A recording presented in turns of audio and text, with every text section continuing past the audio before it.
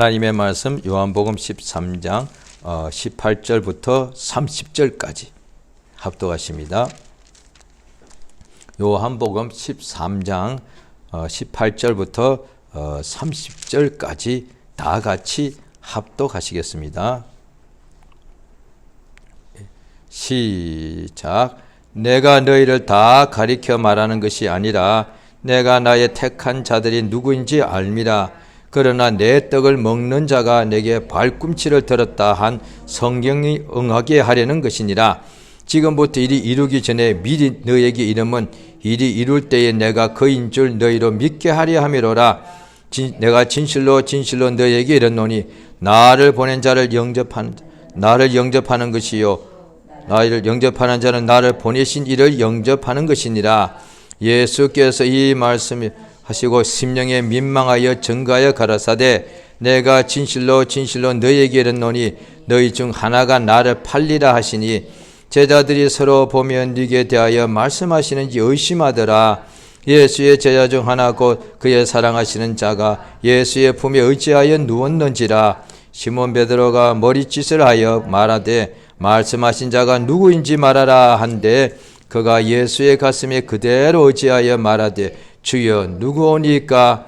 예수께서 대답하시되 내가 한 조각을 찍어다가 주는 그니라 하시고 곧 한 조각을 찍으셔다가 가룟 시몬의 아들 유다를 주시니 조각을 받은 후 곧 사단이 그 속에 들어간지라.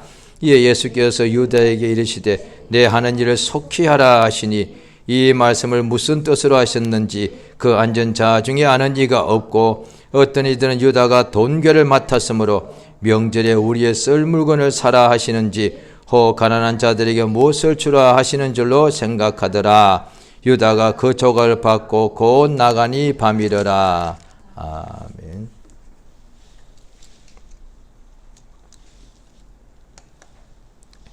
하나님은 뜻대로 역사하십니다. 하나님은 뜻이 있으십니다. 하나님의 그 뜻을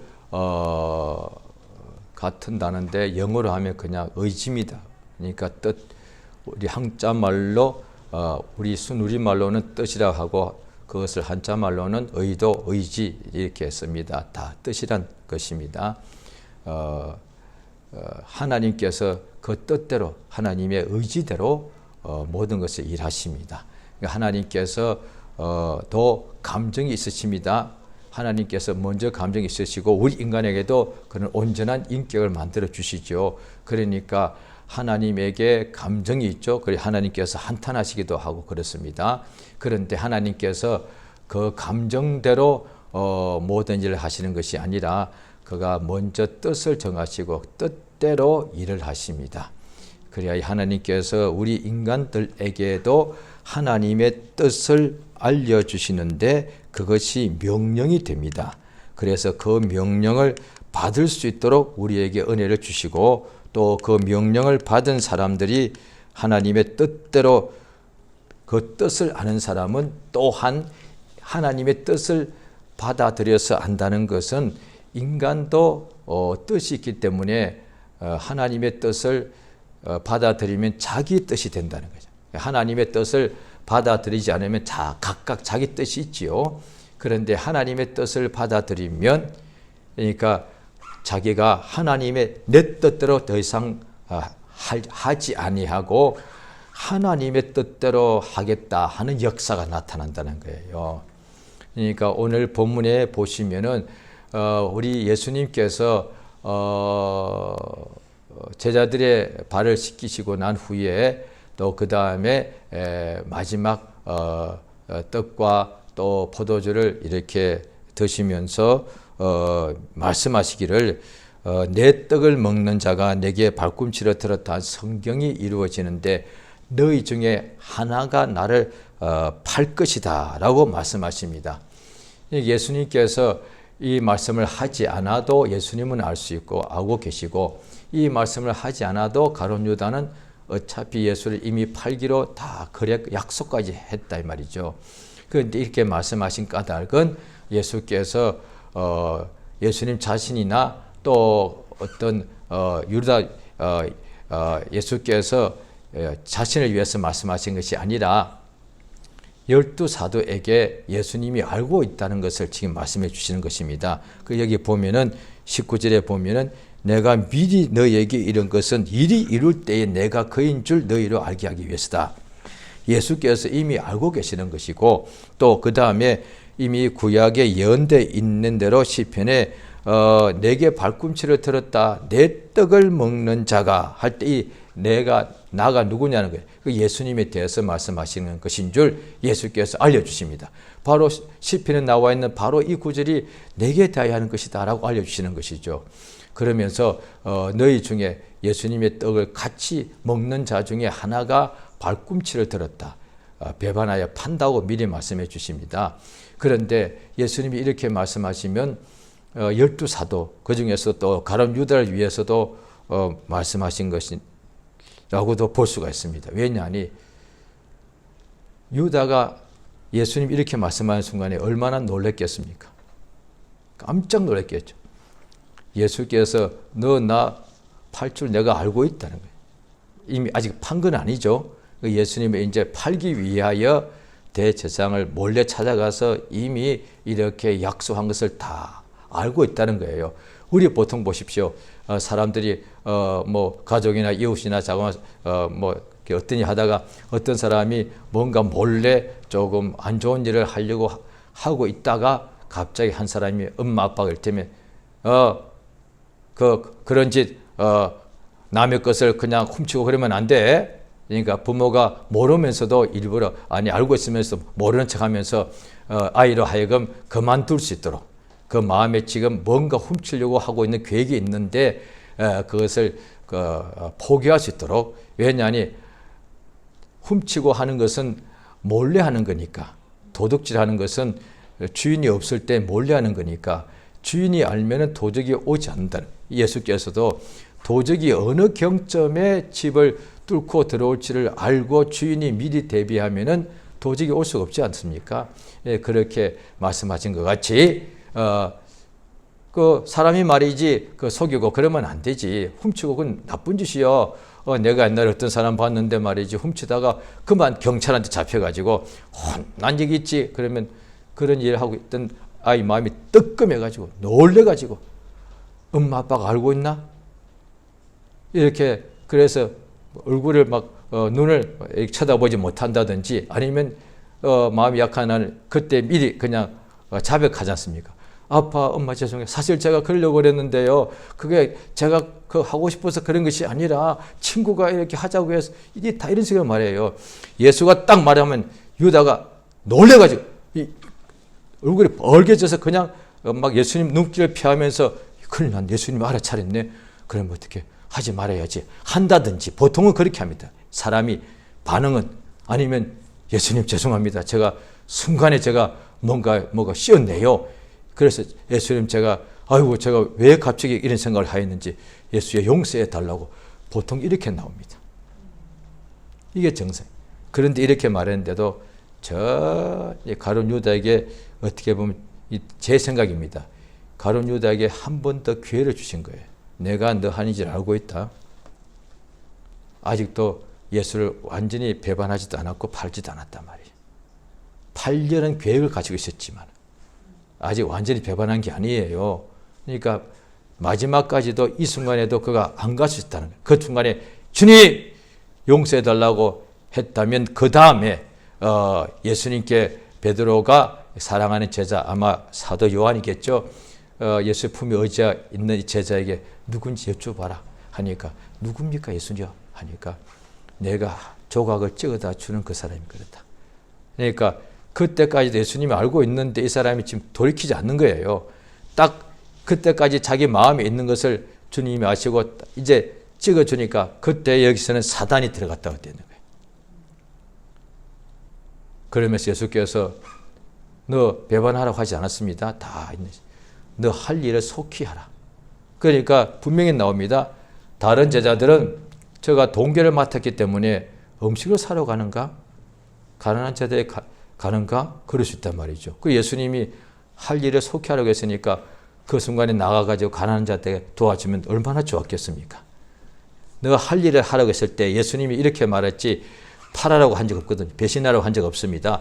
너 지금 마음에 뭔가 하고 싶으면 그거 해라 그지. 그런데 그 순간에 예수님이 하라고 하는 순간에 그가 그냥 팔려는 마음을 바꾸어서 음식을 사러 간다든지 이랬으면 됐다 이 말이에요. 예수께서 너 배반하러 한 적 없어요. 너 지금 마음속에 있는 뭔가 하고 싶은 일 그거 속히하라. 그때 마음을 바꾸었으면은 차라리 그 헌금계를 돈을 가지고 먹을 것을 사온다든지 또 아니면은 이웃에게 나눠준다든지 이러면 얼마나 좋았겠습니까? 그 말씀을 듣고 그대로 가서 예수를 팔게 됩니다. 그래서 나가니까 밤이 되더라. 유다가 나가니까. 자, 성경의 창세기부터 이런 일이 나옵니다. 자, 창세기 한번 보시겠습니다.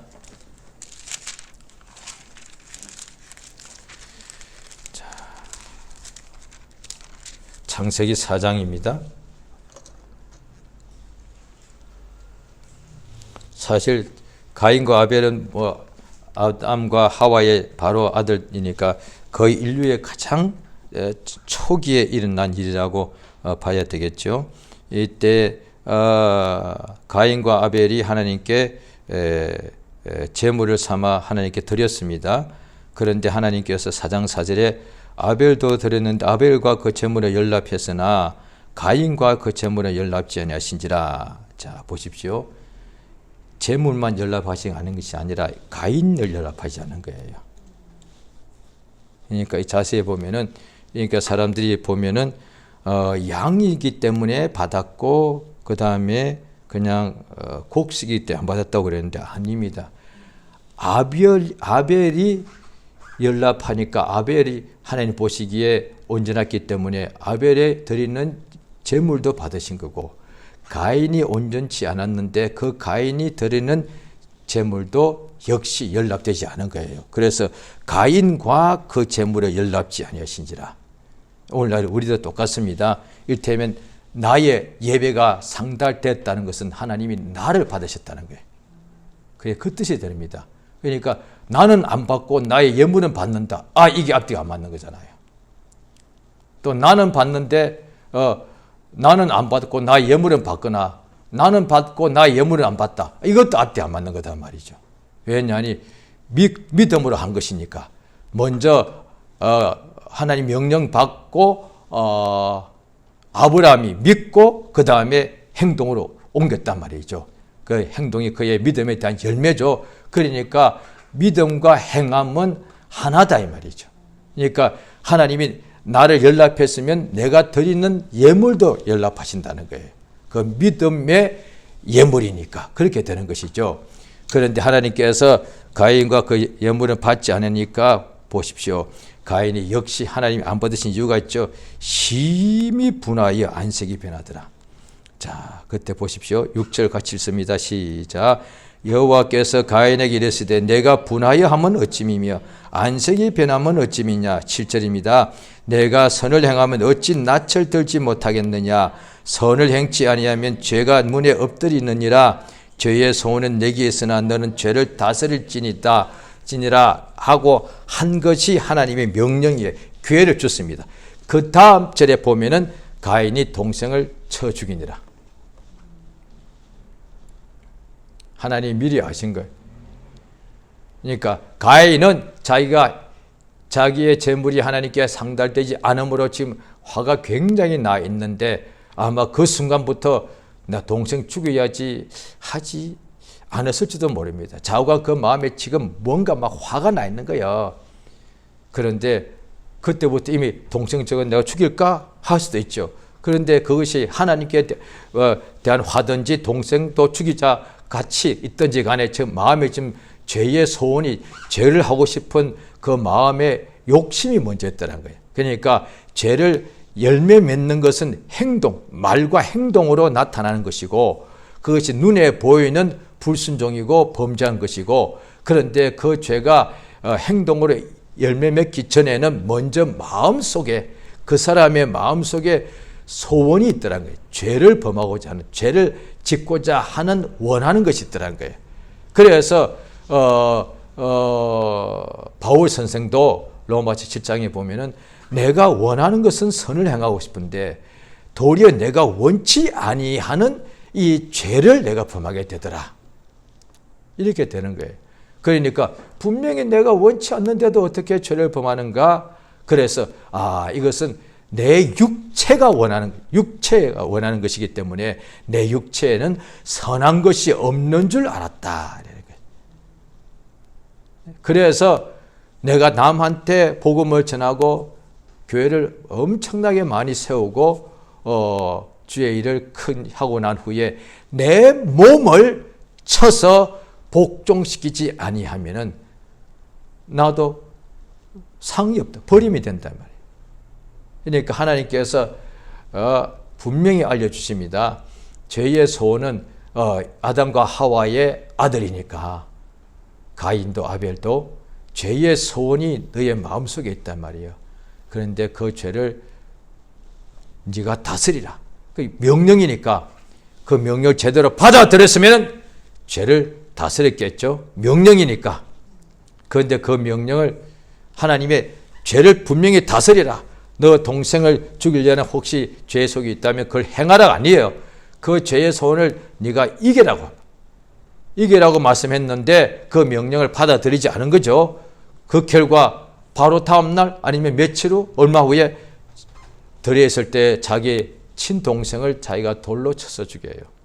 그러니까 이미 동생을 죽이기 전에 마음속에 이미 그 죄의 욕심이 있었다는 거예요.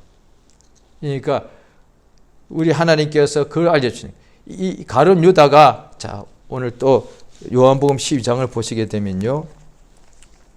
오늘은 이 본문의 13장에 있는데 그 바로 앞장 12장에 보시면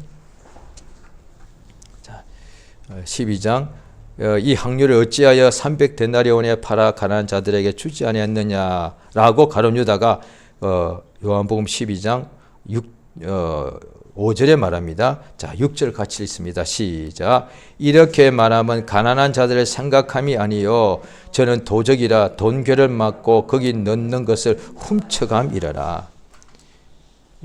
분명히 사도임에도 불구하고 처음부터는 아닌 것 같습니다. 분명히 이 성경에도 여기도 요한복음에 나오는데 12장이 기록되어 있으니까 처음부터 기록된 게 아니니까 이때 자고가 처음은 아니고 어느 시점에 3년 반 예수님을 수행하는 중에 어느 시점인가 이 가룟 유다가 도적이 되어버렸어요. 이단이 뭐예요? 예수 믿는 믿음으로 바르게 시작하는데 끝이 달라지는 거예요. 타락이 뭐예요? 하늘에서 가장 아름다운 천사 중에 우두머리였는데 쭉 가다가 나중에 범죄하는 거예요. 또 인간이 범죄한 것도 역시 마찬가지. 아담과 하와가 하나님의 주신 직분 명령을 받아 에덴 낙원에서 잘 행하다가 어느 순간에 타락했단 말이에요. 그러니까 시작은 하나님으로 시작해서 영광이 있었고 권세도 있었고 복과 은혜가 다 있었는데 시간이 지나다가 어느 쯤인가 그거 하나님께 범죄하게 되더라고요. 타락하더라는 거예요. 그렇게 됩니다. 그러니까 오늘날 우리가 이제 믿는 이들도 예수 믿고 의지하고 살아가는 데에 육체가 여전히 그대로 욕심을 가지고 있는지라 육체의 욕심이 뭐냐니 그 자체가 죄의 욕심이단 말이에요. 죄의 소원입니다. 그러니까 육체의 욕심을 믿지 않는 사람들도 욕심이 있는 것을 알죠. 그래서 종교들 보면은 욕심이 사람을 괴롭힌다. 욕심이 그것이 그 고통의 바다다. 이렇게도 합니다. 그런데 그 욕심 때문에 사람이 막 괴롭고 힘들다. 이렇게는 말합니다. 그런데 성경에서는 정확하게 그 인간의 욕심은 육체의 욕심이고 왜냐하니 성령의 욕심도 분명히 있다고 나옵니다. 갈라디아서 5장에 나옵니다. 그러니까 육체의 욕심, 성령의 욕심이 있는데 그거는 선한 것이고 우리 인간에게 있는 욕심은 육체, 성령은 우리 육체가 없으시죠. 천사도 이런 육체가 없죠. 인간은 이 몸, 육체가 있더란 거예요. 이것이 어머니의 태에서 잉태될 때부터 출생하여 세상 떠나 흙으로 돌아갈 때까지 우리 일생을 가지고 살아가는 것이 이 육체단 말이죠. 이 육체는 어머니 태중에서 잉태된 그때부터 세상에 목숨이 끝나는 날까지 욕심이 있단 말이에요. 그러니까 성경에 보면은 에서와 야곱이죠. 어머니 배에서부터 싸우더라는 거예요. 욕심이 있는 거잖아요. 출생도 하기 전에 엄마 태중에서 둘이서 서로 싸우더라는 거예요. 그 욕심이잖아요. 둘 다 서로 지지 않으려고. 아직 둘 다가 출생을 안 했으니까 누구 행이고 누가 동생이 없어. 만약에 제왕절개 수술에 동시에 두 아이를 동시에 의사가 이렇게 출산하게 했으면은 형 동생이 없는 거예요. 그런데 엄마가 이렇게 자연분만했기 때문에 그러니까 에서가 나올 때에 야곱이 발꿈치 잡고 나왔단 말이에요. 그거 잘못하면 알다시피 그렇게 나오면 잘못하면 팔이 골절되고 큰일 납니다. 그거 날 때 그렇게 되면 그게 평생에 그 팔이 불구가 될 수도 있는데 과연 그랬죠. 나중에 천사와 밤새도록 천사를 붙잡고 씨름했는데 이게 무슨 씨름한 것이 아니라 성경 보면은 붙잡고서 나 복 달라고 복 주기 전에는 못 떠난다고 그냥 천사를 끝까지 붙드니까 날이 새갈 쯤에 천사가 끝까지 잡고 있으니까 그냥 놓으라고 그냥 이 환도뼈 이 골반뼈를 그냥 천사가 때려버리니까 이 사람이 평생 불구가 됐단 말이에요. 그러니까 몸은 불구가 됐는데 대신에 하나님의 복을 받아서 이제부터 너의 이름은 이스라엘이다. 하나님을 이겼다. 성경에 그렇게 그런 것이 무슨 신화 같다고 볼 수 있어요. 예, 믿는 자도 과연 일이 있었을까? 또 워낙 옛날 일이니까 무슨 신화 같고 무슨 전설 같아. 그런데 성경 기록되어 있는 것은 하나님의 말씀이 기록되어 있는 거 실제로 있었죠. 그러니까 하나님 앞에 복 받으려고 지금 자기가 이미 자기가 거부가 됐단 말이에요. 부자가 되었다고요. 그런데 복 달라고 목숨을 다하는 거예요. 그렇게 부자가 되는 것보다 더 중요한 것이 하나님의 복을 달라고. 그렇게 보면은 이제 야곱을 알 수가 있습니다. 형을 속이는 많은 사람들이 그 설교할 때 속이고 사기꾼이라고 그러는데 아니에요. 사기꾼이라면은 돈을 가져간다거나 유산을 빼앗아간다거나 뭐 애인을 뺏어간다거나 집을 이게 사기꾼 아니에요. 그런데 복, 하나님의 복을 달라는 거예요. 그런데 자기는 같은 날 태어났는데도 왜 배에서는 엄마 배 10달 동안은 똑같이 싸워서 누가 형이 아니었어요. 그런데 태어날 때에 불과 1초 차이도 아니에요. 그냥 늦게 태어난 바람에 동생이 되어서 자기가 장자에 주시는 복을 받지 못하게 된 거예요. 그러면 그게 인간으로 하면 운명인 거예요. 태어날 때 그것이 운명이니까. 그러면 그걸 받아들여야지. 그런데 그것을 받아들이지 않고 내게 복 달라고. 복 주십시오. 그래서 어느 날 형이 배가 고플 때 보니까 정당하게 그러면 나한테 복을 팔아라. 내가 이 팥죽을 주마. 정당하게 주고받고 팔았다고 돼 있어요. 성경에 훔친 적이 없어요. 복을 정당하게 팥죽 주고 샀다 이 말이에요. 그 다음에 또 어떻게 하느냐. 이제 그 엄마가 이제 그걸 보고서 너 아빠한테 가서 맛있게 이렇게 음식을 만들어서 너희 아빠가 눈이 희미함으로 못 보이는데 가서 복빔을 받아라. 엄마가 볼 때에 그런 것을 보면은 그냥 인간적으로 보면은 엄마는 작은 아들 편이하고 아빠는 큰 아들 편이었다 보는데 그렇게 상황이 딱 그러니까 그렇게 볼 수도 있습니다. 성경 해석의 자유가 있으니까. 그런데 거기 보면 어떻게 되느냐. 엄마가 본 거야. 내가 엄마가 자기 큰아들 작은아들 한날 한시에 태어난 자기 아들 아니에요. 둘 다가. 그런데 큰애는 보니까 복을 우습게 여기는 애야. 엄마가 누구요? 자기 시아버지가 아브라함이요. 자기 남편이 이삭이요. 자기는 또 하란에서 이 먼 데까지 시집 온 거예요.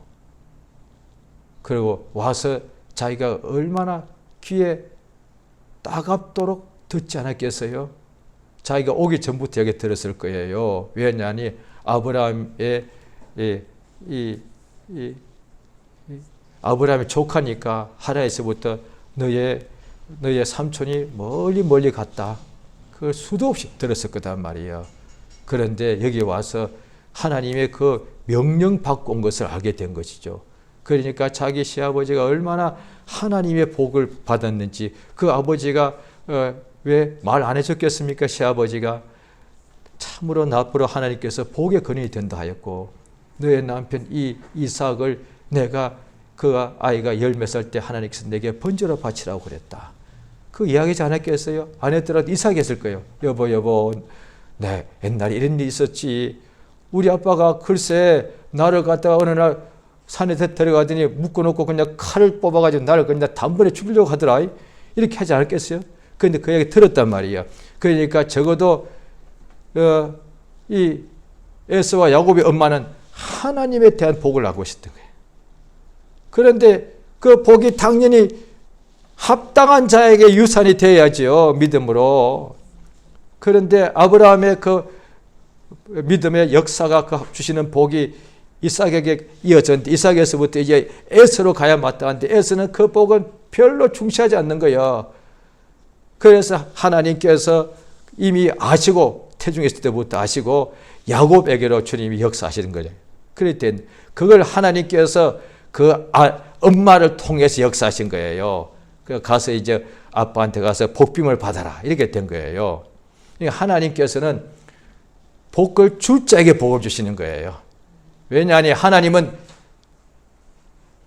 절대로 거짓말 할 수가 없고 하나님 하시는 일 절대 실패가 없는데, 하나님이 그 귀한 복을 아무나한테 주는 게 아닙니다.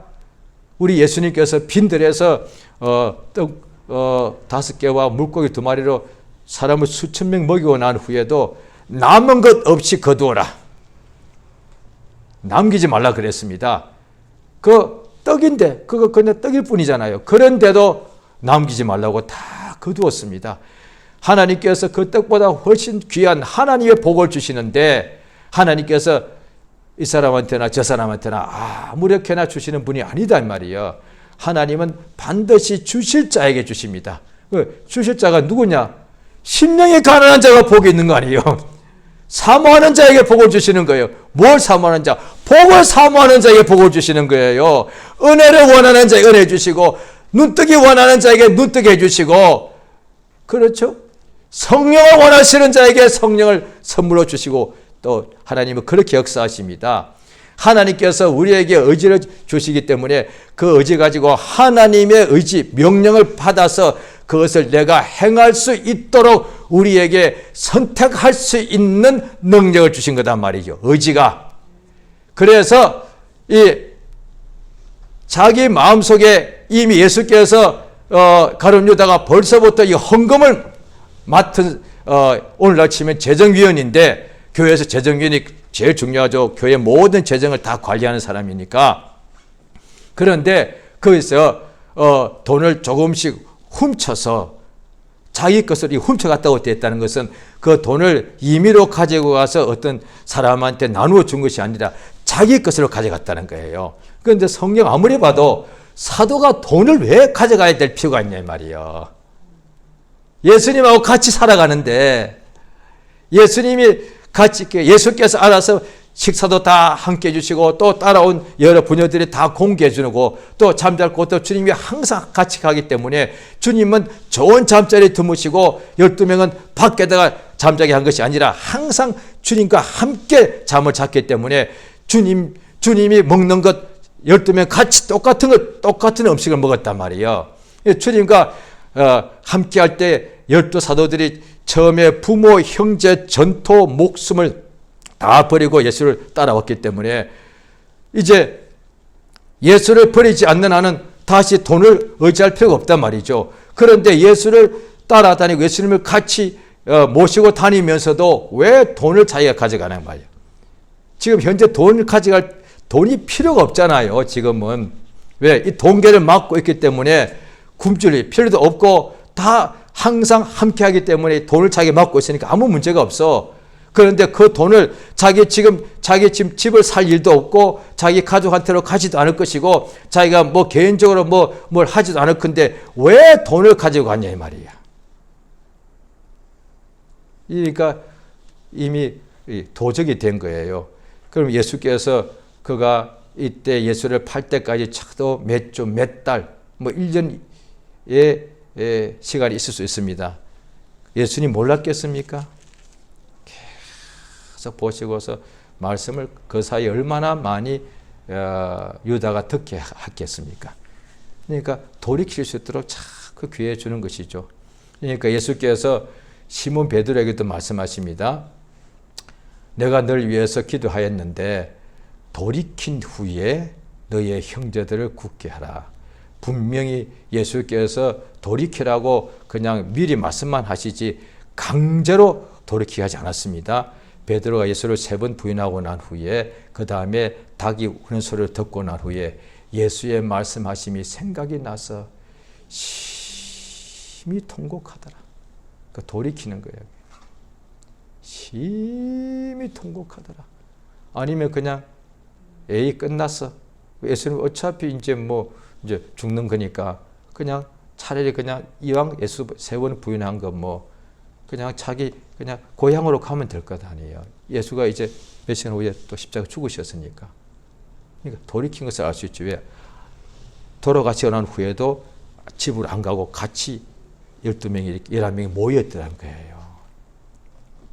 그러니까 예수 3번 부인했으면 이제 나는 끝난 거예요. 낙마하고 자포자기하고 이제 그냥 자기 옛날 집으로 그냥 돌아가면 될 것을. 또 아니면은 가룟 유다 같이 스스로 목숨을 어떻게 하든지 그러지 않은 거예요. 심하게 통곡해. 가룟 유다는 타지겠다고 되어 있지 울었다고 되지 않아. 예수가 정죄됨을 보고서 뉘우치고 그냥 죽어버렸더라. 그런데 베드로는 심하게 울었다. 얼마나 심하게 울었는지 그렇게 울더라는 거예요. 그 마음이 그만큼 아프다는 얘기잖아요. 그 마음이 그냥 찢어지는 거예요. 그러니까 하나님께서 또 로마서 1장에도 보면은 사람들이 문제가 뭐냐 하니 그 마음에 하나님 두기를 원하는 사람이 있는가 하면은 하나님 믿기를 원하는 사람, 하나님을 자기 마음에 모시고 살기를 원하는 사람이 있는가 하면은 자기 마음에 하나님을 모시기를 싫어하는 사람이 있다는 거예요. 인간은 딱 두 부류라고 봐도 됩니다. 신자들도 이미 믿고 있는 신자들도 이미 하나님 믿는 사람들이죠. 그런데도 신자들도 딱 두 부류입니다. 오늘도 하나님 말씀을 받아들이기를 하나님 말씀대로 살기를 원하는 사람, 아니면 하나님 말씀은 잘 모르고 자기가 지금 내가 하고 싶은 대로 내가 원하는 대로 살고 싶은 사람, 심지어 기도할 때도 하나님이 원하시는 대로 기도하고자 하는 사람이 있고 또 많은 경우는 기도하면서도 자기가 원하는 것을 자기의 뜻이란 거죠. 자기의 뜻이 있다는 것은 하나님의 뜻이 있다는 것을 알게 될 텐데 하나님의 뜻대로 구하면 그가 응답하신다고 하는 것이 우리의 담대한 것이라고 요한 1서에 되어 있는데 그런데 자기 뜻대로 구하면서 나는 기도 많이 했으니까 이제 응답 올 거야. 그런 담대함이 도대체 어디서 온단 말이에요. 대단한 사람들이요. 내가 소리쳐서니까 응답 온다는 거예요. 자기 뜻대로도 마음대로 밤새도록 구해놓고서 응답 받는다고 할렐루야 막 기분 좋아. 기도 한 7시에 끝내고 나는데 그 한 직후에 한 1시간 동안은 좀 마음이 상당히 붕 떠 있습니다. 왜? 내가 7시간 오늘 밤은 특히 기도가 잘 됐어. 내가 1초도 안 졸았네. 그래 방언도 얼마나 열심히 했는가. 기분 좋아. 이제 응답이 올 거야. 1시간 동안 자기 마음이 붕 떠 있습니다. 그런데 하루 지나도 응답이 없네. 왜이지? 또 왜 이러지? 그럼 내가 뭐 약발이 떨어졌나? 또 처리하는 거예요. 이런 식으로 하는 사람 굉장히 많습니다. 내가 정성이 부족한 모양이지? 아니요. 네 뜻대로 구해서 그래요. 그러니까 자기 뜻을 자기 의를 세우려고 힘써서 잘 모르는 사람은 진짜 죽으라고 몸고생하는 거예요. 자기 뜻대로 구하면 그 잘못 구한 것 가지고 내 정성이 부족했다고 생각하는 거예요. 그래서 또 처리하는 거예요. 또 응답하고 또 처리하는 거예요. 그러다가 건강 잃어버리지 뭐. 그래 놓고 산다는 소리가 하나님 왜 이러십니까? 내가 이렇게 목숨을 다하여 주를 사랑하는데 왜 응답지 아니하십니까? 이런다는 말이요. 너 처음부터 털려서 네 마음대로 구했잖냐. 아이고 답답해. 어린 애기들이 엄마가 나쁜 거 뭐 사탕을 계속 달라고 하면 이가 썩으니까 안 주면 끝까지 버티는 애가 있어. 그러다 그래가 네 몸만 나빠져. 밤새도록 어떤데 심하게 우리는 밤에 잠도 못 자. 얼굴에 막 열이 펄펄 나. 지만 고생하는 거예요. 지금 똑같은 거예요. 하나님 뜻대로 구하지 않고 지 뜻대로 구하면서 계속 이게 정성 부족이구나. 이제 금식하자니까. 일주일에 사흘하고 부족하가 일주일 해야지. 누가 그랬다고는 말 안 하겠습니다. 사흘 응답이 없어. 또 사흘 한 번 더 하자고. 응답이 없어. 이야, 아직 내가 초신자인데 일주일을 내가 어떻게 일주일 하지? 일주일 하자고. 또 일주일 또 해야지. 응답이 또 없어. 그리고 이번엔 2주 할까? 참 답답하잖아요. 했으면 또 응답 없으면 그 다음에 분명히 40일 했을 거예요. 또 40일 하고 응답 없어 또 합니다. 다른 분이 그랬다는 게 아니고 일단 배아무개라는 아주 지 욕심대로 사는 사람이 아마 그랬을 거예요. 40일 금식 2번인데 응답이 없었다. 아마 3번 또 했을 거예요. 분명히 그랬을 거예요. 얘가 고집이 그렇게 힘든 거단 말이에요. 자기 의지가 있단 말이에요. 그런데 육체의 이 죄의 소원을 인간은 못 따르시다는 게 이미 입증된 거예요. 성경적으로 보면은. 그래서 성령을 부어주시는 거예요. 믿는 자에게, 안 믿는 자에게 부어주는 거 아니에요. 믿는 자 속에 성령을 부어주셔가지고 육체는 믿어도 육체는 그대로 있으니까 믿는 자 속에 성령을 부어줘가지고 육체는 죄의 욕심으로 항상 나오는데 성령의 욕심으로 죄의 욕심을 못 이루게 유산시켜 버린단 말이에요. 그것이 믿는 자에게 주시는 하나님의 선물이다 이 말이에요. 최고의 선물 아니겠습니까? 믿는 자에게 믿고 난 후에 갑자기 그냥 1등 한다. 그것도 선물이죠. 공부 1등, 그 다음에 사업 최고, 큰 선물 맞습니다. 목회 1등, 최고의 선물 맞습니다. 그런데 공부 1등, 사업 최고로 최우등, 목회 1등 하고도 그것을 똑같은 아무리 성공해도 죄의 욕심은 똑같이 있더란 거예요. 죽기 전에는. 그러면 세계에서 1등하고도 죄의 욕심이 계속 나오는지라 그것을 못 따라서면 결국 자기도 버림이 되는 거예요. 전교 1등하고도 버림받고 성경을 다 꿰뚫고도 버림받고. 왜요? 하나님이 버리신 게 아니에요.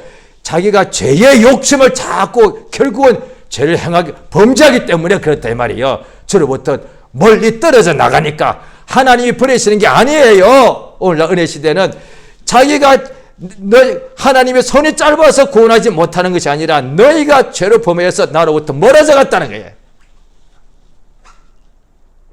성령께서 하신 역사가 뭐냐니 가장 최고의 믿는 자에게 주는 선물인데 전교 1등, 세계 1등도 너무 큰 거예요. 어마어마한 상상 못하게 큰 역사예요. 그런데 그보다 더 세계 1등도 못하는 것은 자기 몸에서 나오는 죄의 욕심이단 말이야. 그래서 세계 1등들이 가끔씩 그런 기사에 나오잖아요. 속에서는 교만이 하늘 끝까지 갔다는 거예요. 그때부터는 하나님도 무시하고 내가 하나님과 같은 내가 동등이요. 이런 마음이 생긴다는 거예요. 목회자 중에서도 타락하는 사람들이 가끔 나옵니다. 1등 되고 나온 그들도 그것도 마음에 그렇게 나오는 거예요. 내가 세계에서 최고야. 예수 나 없으면 하나님 나라 망하는 거야. 이게 교만까지 끝까지 올라가는 게 이게 그게 욕심이잖아요. 죄의 욕심이단 말이에요. 그런데 성령께서 그냥 가만 계시고 그냥 이를테면 안방에 뒷방에 가만 계시는 것이 아니에요. 성령도 적극적으로 일하십니다. 어떻게? 우리 마음에 역사하는 거예요. 기도하고자 하는 마음. 성령께서 우리 속에 들어오시니까 제일 먼저 성령께서 우리 영으로 방언을 말하라, 방언 말하라, 방언 말하라 이렇게 하시니까 그 영이 어린아이 같은 영이 이제 지금까지 벙어리였는데 그 입이 열려가지고 유창하게 하나님께 영이 직접 기도하더란 말이에요. 방언 말입니다.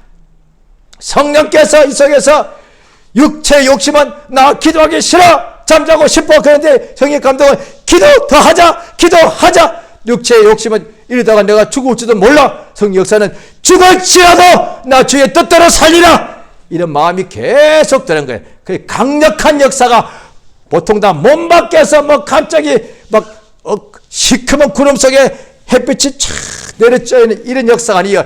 이 속에서 이 돌 같은 마음, 육체의 욕심이 얼마나 강합니까? 이것을 이기는 사람이 인간은 아무도 없어. 그런데 하나님은 능히 하셔서 이 연약한 인간 속에 하나님이 성령이 들어오시니까 이 사람으로 성령께서 직접 하는 것이 아니라 이 연약한 사람으로 육체의 욕심을 이기게 하시는 역사, 이게 진정한 능력이요.